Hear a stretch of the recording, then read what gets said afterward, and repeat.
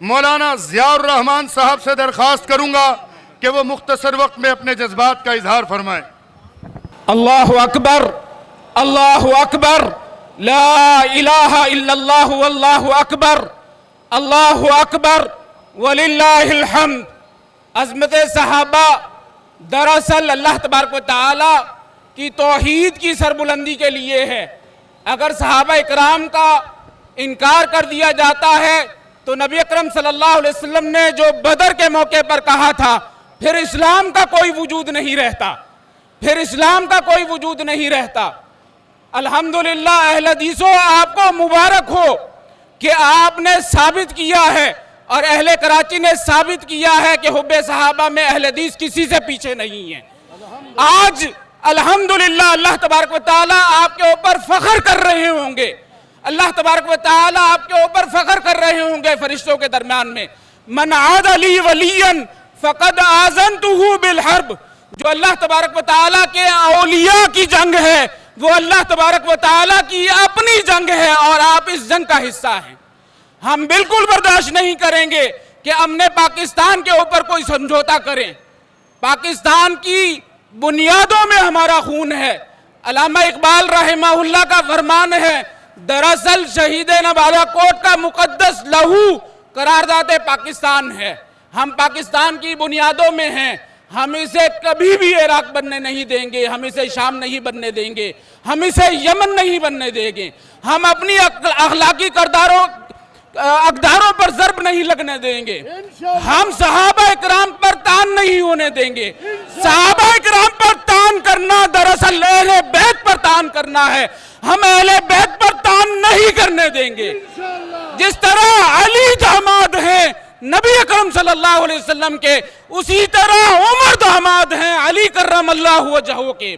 جس طرح نبی اکرم صلی اللہ علیہ وسلم نانا ہے حسنین کریمین کے، اسی طرح امام جعفر صادق کے نانا ہے ابو بکر رضی اللہ تعالیٰ عنہ۔ آپ ہمیں دھوکہ دیتے ہو، لوگوں کو، اہل بیت کو الگ کرتے ہو، نبی اکرم صلی اللہ علیہ وسلم کے ساتھیوں کو الگ کرتے ہو، یہ فراڈ کے علاوہ کوئی نہیں ہے۔ اور یہ دراصل پاکستان کا بھی دشمن ہے، یہ دراصل اسلام کے بھی دشمن ہے، یہ صحابہ کے بھی دشمن ہے، یہ وحی کے بھی دشمن ہے، اور جو وحی کا دشمن ہے وہ جبریل کا بھی دشمن ہے، اور یہ دشمنی اللہ تبارک و تعالیٰ تک پہنچتی ہے۔ اس دشمنی کو ہم بالکل برداشت نہیں کریں گے۔ اہل حدیثوں، اہل کراچی، آپ نے دل خوش کر دیا ہے، اللہ تبارک و تعالیٰ آپ کو جزائے خیر عطا فرمائے اور آپ کا آنا یہاں پر قبول فرمائے۔ ہم بالکل بھی فرقہ واریت کی طرف نہیں جانا چاہتے، ہم بدامنی کی طرف نہیں جانا چاہتے، ہم تکفیری فتووں کی طرف نہیں جانا چاہتے، لیکن تکفیر کی ابتدا ہو کہاں سے رہی ہے؟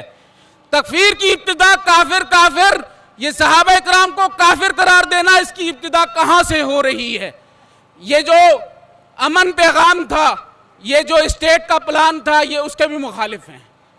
پاکستان کے تحفظ کے لیے، اسلام کے تحفظ کے لیے، صحابہ اکرام کے تحفظ کے لیے، اہل بیت کے تحفظ کے لیے، اور نبی اکرم صلی اللہ علیہ وسلم کی وحی کے تحفظ کے لیے، اور نبی اکرم صلی اللہ علیہ وسلم کے تمام جو ساتھی مومنین ہیں ان کے تحفظ کے لیے، اپنی نمازوں کے تحفظ کے لیے، صراط الذین انعمت علیہم میں انبیاء کے بعد اگر ہمیں کسی کا خیال آتا ہے تو وہ صحابہ ہے۔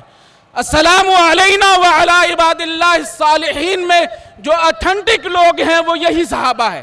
آپ ہماری نمازیں ختم کرنا چاہتے ہیں، آپ ہمارے اسلام کو ضرب لگانا چاہتے ہیں، اس کے اوپر کوئی سمجھوتا نہیں ہوگا، کبھی نہیں ہوگا اور کبھی برداشت نہیں کیا جائے گا۔